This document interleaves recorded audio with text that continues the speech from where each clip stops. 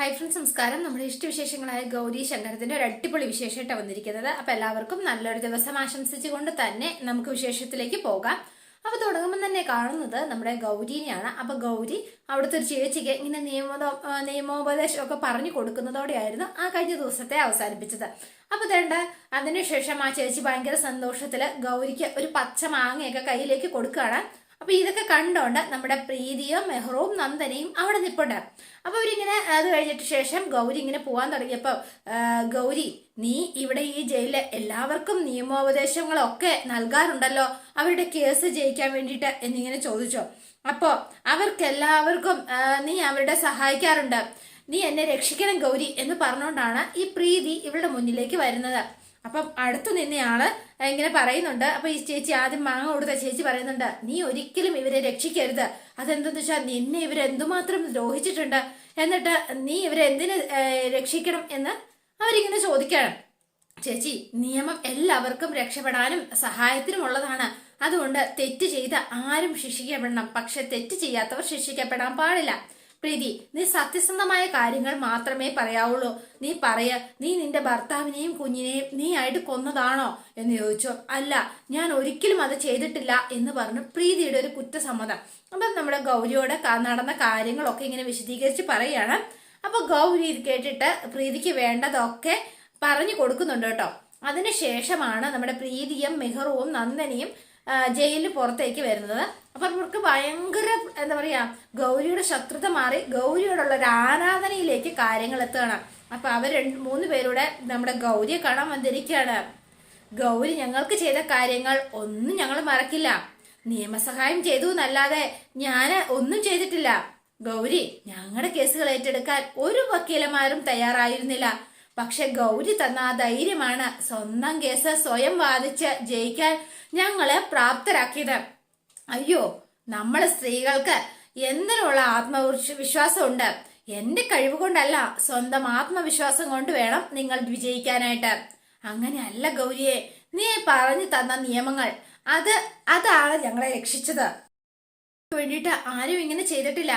ഗൗരി ഞങ്ങളുടെ ജീവിതമൊക്കെ മാറ്റിമറിച്ചു. ഇപ്പോ ഞങ്ങളാരും ഒരു തെറ്റും ചെയ്യാറില്ല. അധ്വാനിച്ച് അന്തസ്സായിട്ടാണ് ഞങ്ങളിപ്പോ ജീവിക്കുന്നത്. എന്ത് സന്തോഷാന്നറിയോ, ഈ ജീവിതം ഞങ്ങൾക്ക് തന്നത് ഞങ്ങളുടെ ഗൗരിയാ. നീ ഗൗരി പറഞ്ഞോ, നിനക്ക് വേണ്ടി ഞങ്ങളെ എന്താ ചെയ്തു തരേണ്ടത്, നിനക്ക് വേണ്ടി ഞങ്ങളുടെ ജീവൻ വേണമെങ്കിൽ തരും എന്ന് പറഞ്ഞുകൊണ്ടാണ് പ്രീതിയും മെഹറും നിൽക്കുന്നത്. നന്ദനയുണ്ട് കേട്ടോ. എന്താ ഞങ്ങള് ഗൗരി വക്കീലിന് വേണ്ടി ചെയ്യേണ്ടത്? മെഹ്റു, ഞാൻ വക്കീലായിട്ടില്ല, LLB പഠനം പോലും തുടങ്ങിയിട്ടില്ല. ഞങ്ങൾക്ക് ഞങ്ങളുടെ ഗൗരി വക്കീല് തന്നെയാ. ഗൗരി വക്കീല് പഠിച്ചാലും ഇല്ലെങ്കിലും ഇനിയും അങ്ങനെ തന്നെ ആയിരിക്കും, അല്ലേ പ്രീതി എന്ന് ചോദിച്ചോ. പറഞ്ഞോ, ഞങ്ങൾ എന്താ ചെയ്തു തരേണ്ടത് പറ. പ്രീതി, എനിക്കിപ്പോ ഒരു അത്യാവശ്യമായിട്ട് വേണ്ടത് ഒരു വരുമാനമാണ്. എനിക്ക് LLB പഠിച്ച് ഒരു അഡ്വക്കേറ്റ് ആവണം. പക്ഷേങ്കില് എന്റെ കുഞ്ഞിനെയും എനിക്ക് സംരക്ഷിച്ചേ പറ്റുള്ളൂ. അതുകൊണ്ടാ എന്റെ ശങ്കരനെ കണ്ടെത്തണം. അങ്ങനെ ഒരുപാട് കാര്യങ്ങളുണ്ട്. അതൊക്കെയാണ് എന്റെ മുന്നിലുള്ള കാര്യങ്ങൾ. അത്രയുള്ളോ, നമുക്ക് ശരിയാക്കാം. പ്രീതി എന്തായി പറയണത്, എങ്ങനെ ശരിയാക്കാം എന്നായി പറയണത് എന്ന് ചോദിച്ചോ. ഗൗരി വക്കീലിന് ഒരു ചെറിയൊരു വരുമാനം വേണം. ആ വരുമാനത്തിൽ പഠിക്കണം, കുഞ്ഞിനെ നോക്കണം, അത്രയല്ലേ ഉള്ളൂ. അത് ഞങ്ങൾ ഏറ്റു എന്ന് പറഞ്ഞു. എങ്ങനെ? ഞങ്ങളുടെ ഈ ഗൗരി വക്കീലിന് നല്ല കലക്കനൊരു ജോലി ഞങ്ങൾ ശരിയാക്കി തന്നിരിക്കും. എന്ത് ജോലി? അതൊക്കെ ഉണ്ടെന്നേ. അപ്പൊ ഇവരൊരു സർപ്രൈസ് ആയിട്ട് നമ്മുടെ ഗൗരിക്ക് ആ സമ്മാനം അങ്ങ് കൊടുക്കുകയാണ് കേട്ടോ. പിറ്റേ ദിവസം നമ്മുടെ ഗൗരിയെ കൂട്ടിക്കൊണ്ട് ഒരിടത്തേക്ക് ചെന്നു. അവിടെ റിബണൊക്കെ കെട്ടിട്ടുണ്ട്. ഇതെന്താ ഗൗരി വക്കീലെ, ഇവിടെ ഇപ്പൊ ചെറിയൊരു ഉദ്ഘാടനം നടക്കാൻ പോവാ. ഇനാഗുറേഷനോ? എന്തിന്റെ? നിയമസഹായ വേദിയുടെ ഓഫീസിന്റെ ഉദ്ഘാടനം. ആരാ ഉദ്ഘാടനം ചെയ്യണത്? വേറെ ആര്? ഞങ്ങളുടെ ഗൗരി വക്കീല് തന്നെ. ഞാനോ? എന്റെ പൊന്നോ, പിന്നല്ലാതെ.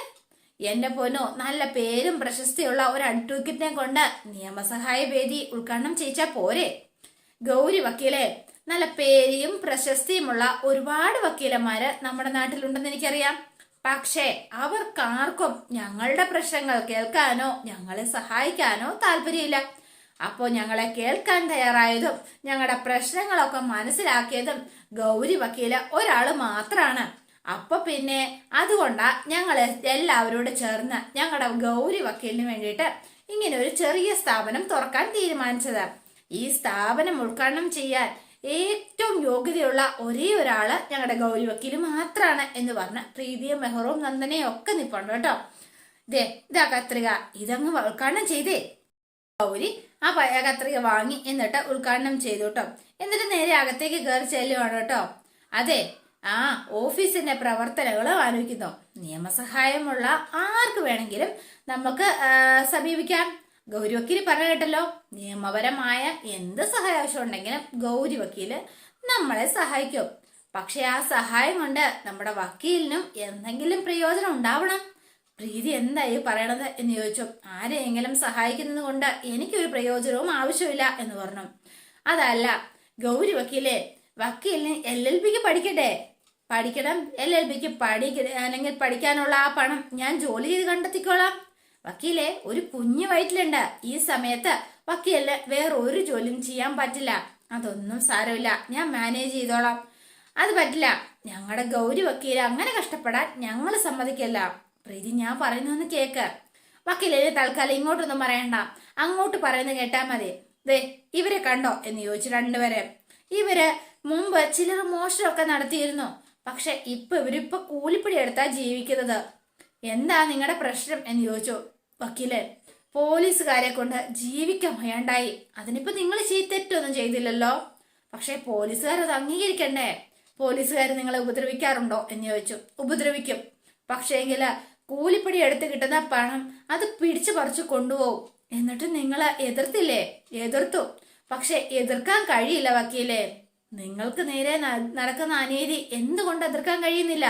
വക്കീലെ, പോലീസുകാർ ചോദിക്കുമ്പോ കാശ് കൊടുത്തില്ല എങ്കിൽ വൃത്തികെട്ട കേസിൽപ്പെടുത്തി അവരെ നമ്മളെ പിടിച്ചോണ്ട് പോകുന്ന ഭീഷണിപ്പെടുത്തും. വൃത്തികെട്ട കേസ് എന്ന് പറഞ്ഞാൽ പ്രോസ്റ്റിറ്റ്യൂഷൻ ആണോ എന്ന് ഉദ്ദേശിച്ചത്? പ്ലീസ് വക്കീലെ എന്ന് പറഞ്ഞു. ഞങ്ങൾ എങ്ങനെയെങ്കിലും രക്ഷിക്കണം. ഞങ്ങൾ നാണക്കേട് കാരണം ഞങ്ങളുടെ കേസ് എടുക്കാനായിട്ട് ഒരാളും തയ്യാറാവുന്നില്ല. അത് പോലീസുകാർക്കും അറിയാം. അതുകൊണ്ടാ, കരയരുത് എന്ന് പറഞ്ഞു. പെണ്ണിന്റെ കണ്ണീരാണ് ആണിന്റെ ദൗർബല്യം. മനസ്സിലായോ നിങ്ങക്ക്? ഈ ഗൗരി ശങ്കർ നിങ്ങളുടെ കൂടെ ഉണ്ട്. ധൈര്യമായിട്ട് മുന്നേറ്. നിങ്ങൾ അധ്വാനിച്ചുണ്ടാക്കിയ പണം കാക്കിയിട്ട ഒരുത്തനും നിങ്ങളുടെ കയ്യിൽ നിന്ന് പിടിച്ചു പറിച്ചു കൊണ്ടുപോവില്ല. നിങ്ങളോട് ആരെങ്കിലും അങ്ങനെ ചെയ്താൽ അവർക്കെതിരെ എന്ത് ചെയ്യണമെന്ന് എനിക്കറിയാം. നിങ്ങൾ ധൈര്യമായിട്ട് പോയിക്കോ. നിയമമാണ് നമ്മുടെ ആയുധം എന്ന് പറഞ്ഞു. നിയമത്തിന് വാളിനേക്കാൾ മൂർച്ചയും നമ്മളെ സംരക്ഷിക്കാനുള്ള ശക്തിയുമുണ്ട് ഗൗരി വക്കീലെ. അപ്പോ പോലീസുകാരെ ഇനിയും ഞങ്ങളെ ഉപദ്രവിച്ചാൽ ശ്രമിച്ചാൽ ഞങ്ങളിപ്പോ എന്താ ചെയ്യേണ്ടത് എന്ന് ചോദിച്ചു. പോലീസ് കംപ്ലൈന്റ് അതോറിറ്റിക്ക് നമ്മൾ പരാതി കൊടുക്കും. അവിടെ മാത്രമല്ല, സ്ത്രീകൾക്ക് മാത്രമായിട്ട് മനുഷ്യാവകാശ കമ്മീഷൻ പ്രവർത്തിക്കുന്നുണ്ട്. അവിടെ മനുഷ്യാവകാശ കമ്മീഷനിലും നമ്മൾ പെറ്റീഷൻ മൂവ് ചെയ്യും എന്ന് പറഞ്ഞു. അതുകൊണ്ട് നിങ്ങളെ ഉപദ്രവിക്കാൻ ശ്രമിക്കുന്ന പോലീസുകാരുടെ തൊപ്പി ഒലിപ്പിക്കുന്ന കാര്യം ഞാൻ ഏറ്റു. എന്താ അതുപോലെ? അപ്പൊ ഒന്നും മിണ്ടുന്നില്ല, മിണ്ടാതെ ഇങ്ങനെ നിൽക്കുകയാണ് കേട്ടോ. അപ്പൊ ഇവർക്ക് എല്ലാവർക്കും ഭയങ്കര സന്തോഷമായി ഗൗരിയുടെ ഈ ഒരു ആറ്റിറ്റ്യൂഡ് കണ്ടിട്ട്. അപ്പൊ പ്രീതിക്കും മെഹറൂനും നന്ദനയ്ക്കും ഒക്കെ. അപ്പൊ വേഗം തന്നെ ഇതൊന്നും വേണ്ട എന്ന് പറഞ്ഞു. അപ്പൊ കൊച്ചിരി പൈസ എടുത്ത് കൈ വെച്ച് കൊടുക്കുകയാണ് ആദ്യമായിട്ട്. ഭയങ്കര സന്തോഷമായി. പിന്നെ കാണുന്നത് വേണീനെയും ആദർശിനെയാണ്. അതെ വേണി, 2 മാസത്തിനുള്ളിൽ എനിക്ക് പ്രമോഷൻ ആവും. അതിനുള്ള സൂചനകളൊക്കെ കിട്ടി തുടങ്ങി കേട്ടോ. പ്രമോഷൻ ആയാലേ കമ്പനി നമുക്ക് ഫ്ലാറ്റ് തരൂ കേട്ടോ. ഫ്ലാറ്റിലെ റെന്റും കമ്പനി തന്നെ പേ ചെയ്തോളൂ കേട്ടോ. ഈ ചെറിയൊരു വീട്ടിൽ നിന്ന് നമ്മൾ 2 BHK ഫ്ലാറ്റിലേക്ക് നമ്മൾ ഉടനെ മാറും. അപ്പൊ ഇതെല്ലാം കേട്ടിട്ട് വേണിക്ക് സങ്കടം സഹിക്കാൻ പറ്റണില്ല കേട്ടോ. വേണി ഇങ്ങനെ കടിച്ചു പൊടിച്ചിരിക്കുകയാണ്. എന്റെ ചക്കര വേണി എന്നൊക്കെ പറഞ്ഞ് അവസാനം വേണി പൊട്ടിക്കരയാണ്. വേണി, നീ എന്തിനാ കരയുന്നത് എന്ന് ചോദിച്ചു. എന്റെ പൊന്നു മത്താപ്പേ, ഞാൻ കാരണമാണോ ആദർശേട്ടന് പമ്പിൽ ജോലിക്ക് പോകേണ്ടി വന്നത് എന്ന് ചോദിച്ചു. അപ്പൊ ആദർശന് ഷോക്കായി പോയി. വേണി ഇതെങ്ങനെ അറിഞ്ഞു എന്ന് ഓർത്തിട്ട്, ഇത്രയും പഠിത്തമുള്ള എന്റെ ആദർശേട്ടൻ എന്തിനാ പമ്പിൽ ജോലി ചെയ്യുന്നത് കണ്ടപ്പോ എന്റെ ചങ്ക് തകർന്നു പോയി. എനിക്ക് സഹിക്കാൻ കഴിഞ്ഞില്ല എന്റെ ആദർശേട്ടാ എന്ന് പറഞ്ഞാണ് വേണി കരയുന്നത്. വേണിമോളെ, സോറി, ഞാൻ നിന്നോട് കളവ് പറഞ്ഞു. നീ എന്നോട് ക്ഷമിക്ക്. നിന്നെ വിഷമിപ്പിക്കാതിരിക്കാൻ വേണ്ടിയാ ഞാൻ അങ്ങനെ കള്ളം പറഞ്ഞത്. നീ എന്നോട് ക്ഷമിക്കാം. സത്യമായിട്ടും ഇനി ജീവിതത്തിൽ ഒരിക്കൽ പോലും ഞാൻ നിന്നോട് കള്ളം പറയില്ല എന്ന് പറഞ്ഞു.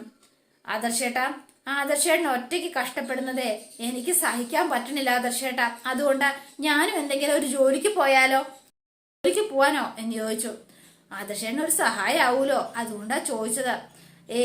അത് വേണ്ട, എനിക്ക് കിട്ടുന്ന ശമ്പളം കൊണ്ട് നമുക്ക് കുഴപ്പമില്ലാതെ കഴിഞ്ഞു പോകാൻ പറ്റുന്നുണ്ടല്ലോ വേണി, അതുകൊണ്ട് കുഴപ്പമില്ല.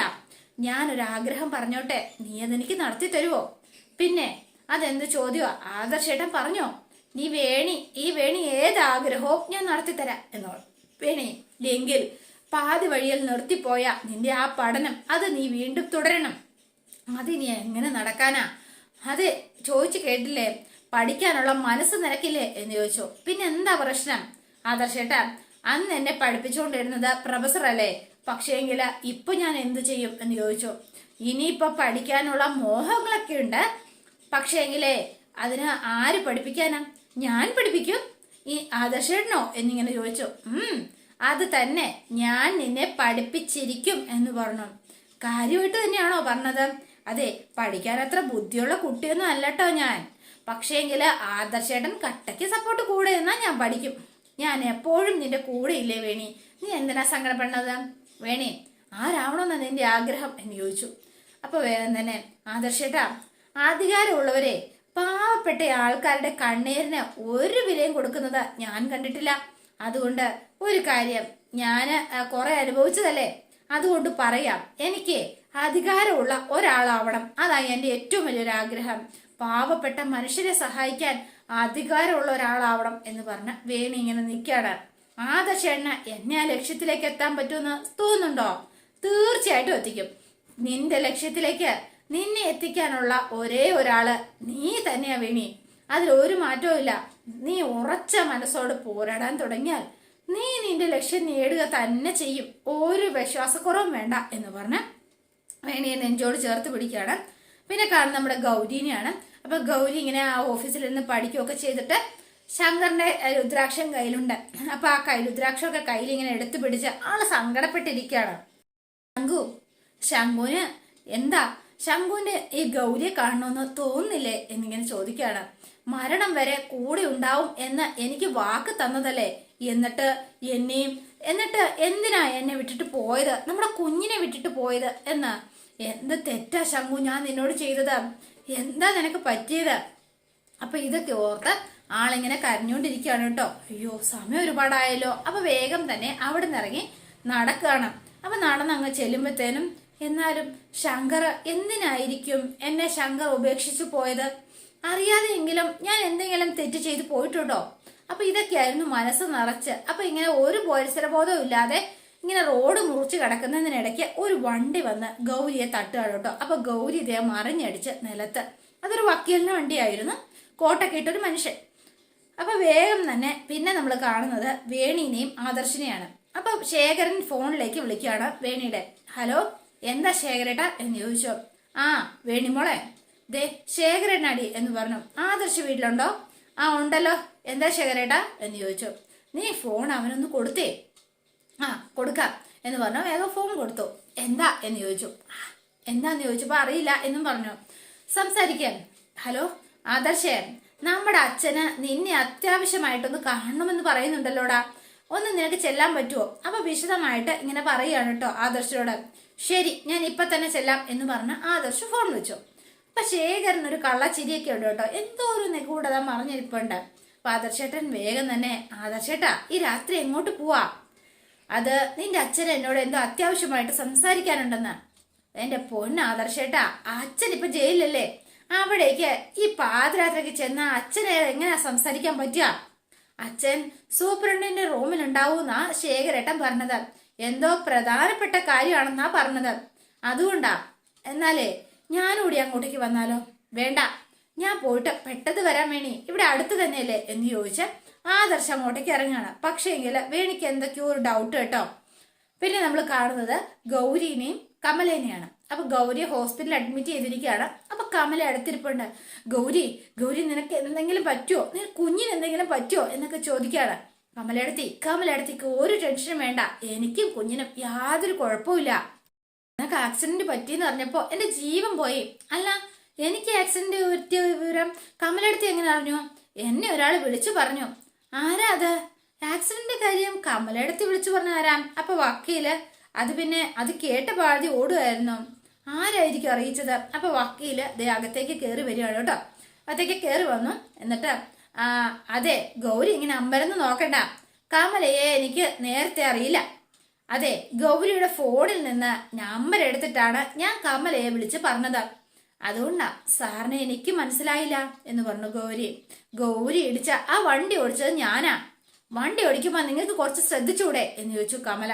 കമലയെടുത്തി, സാരമില്ല, എനിക്കും ഒന്നും സംഭവിച്ചില്ലല്ലോ, എന്റെ കയ്യിലും ഉണ്ട്, ഞാനും ഒന്ന് ശ്രദ്ധിക്കേണ്ടതായിരുന്നില്ലേ.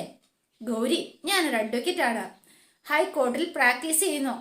എന്താ ഈ ആക്സിഡന്റ് ഒരു നിമിത്തമായിട്ടാ എനിക്ക് തോന്നുന്നത് എന്ന് പറഞ്ഞു. നിമിത്തമായിട്ടോ? സാർ എന്താ ഉദ്ദേശിച്ചത്? എനിക്ക് മനസ്സിലായില്ല. ആ ഗൗരി വണ്ടി ഇടിച്ച് വീണ് കിടന്നപ്പോ ഗൗരിയുടെ കയ്യില് ഒരു ലോ ബുക്ക് കണ്ടു. അപ്പൊ എനിക്ക് ഒരു LLB വിദ്യാർത്ഥിയാണെന്ന് മനസ്സിലായി. പക്ഷേ അത് കഴിഞ്ഞാണ് ഞാൻ ഞെട്ടിത്തെറിച്ചു പോയത്. ആ ലോ ബുക്കിനൊപ്പം മറ്റൊരു സാധനവും ഞാൻ കണ്ടു, ഒരു പേപ്പർ.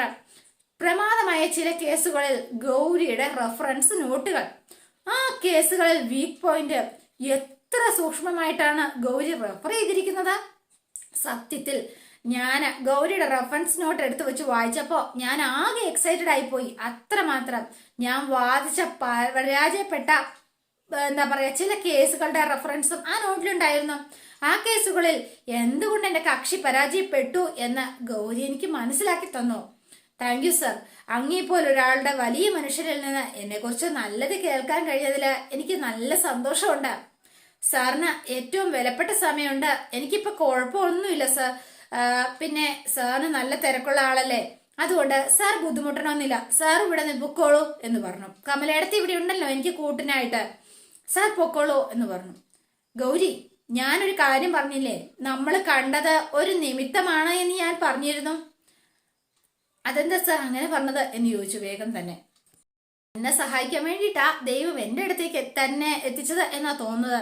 ഗൗരിക്ക് വേണ്ടി ഞാൻ എന്താ ചെയ്യേണ്ടത്? ഗൗരി ധൈര്യമായിട്ട് പറഞ്ഞു എന്ന് പറയാണ് കേട്ടോ. അപ്പം ഗൗരി ഇങ്ങനെ കുറെ ആലോചിച്ചിങ്ങനെ കിടക്കുന്നു. പിന്നെ നമ്മൾ കാണുന്നത് നമ്മുടെ അജിത്തിനെയും ജോജുവിനെയാണ്. അപ്പൊ വേണി എന്ന് വിളിച്ചോണ്ട് ഇവരകത്തേക്ക് വരികയാണ്. എന്തായി ആദർശേട്ടനെ കുറിച്ച് വല്ല വിവരവും കിട്ടിയോ? എന്താ നിങ്ങൾ എന്നാ ഒന്നും മിണ്ടാത്തത്? ഇന്നുകൂടി ആയപ്പോ ആദർശേട്ടൻ പോയിട്ട് 3 ദിവസമായി. ഞാൻ എന്താ ചെയ്യുക എന്ന് ചോദിച്ചു. അപ്പൊ ഇവന്മാർ രണ്ടുപേരും നിന്ന് കരയാണ്. അജിത്തേട്ടാ, ജോജുവേട്ടാ എന്ന് ചോദിച്ചു. അപ്പൊ എന്തോ നടന്ന കാര്യങ്ങള് സംഭവിച്ചതുപോലെ ഇവര് വേണിയോട് പറയാണ്. വേണി ഇത് കേട്ട് ബോധം കെട്ട് വീഴുകയാണ് കേട്ടോ. വേണി എന്ന് പറഞ്ഞ് ഇവരും പിടിച്ചു നിർത്തിയിരിക്കുന്നു. അതോടെയാണ് ഇന്നത്തെ വിശേഷം അവസാനിക്കുന്നത്. ഇനി വരുന്ന നല്ല തകൃതിയായിട്ടുള്ള വിശേഷങ്ങളാണ്. അപ്പൊ എല്ലാവരും വെയിറ്റ് ചെയ്യുക. ഇഷ്ടപ്പെട്ടുവെങ്കിൽ ലൈക്ക് ചെയ്യുക, ഷെയർ ചെയ്യുക, തൊട്ടടുത്ത ആ ബെൽ ബട്ടൺ കൂടെ ഒന്ന് ഞെക്കുകയാണെങ്കിൽ ഞാൻ ഇടുമ്പോൾ തന്നെ നോട്ടിഫിക്കേഷൻ ലഭിക്കുന്നതായിരിക്കും. പുതുപുത്തൻ വിശേഷമായിട്ട് എത്താം. Bye and see U.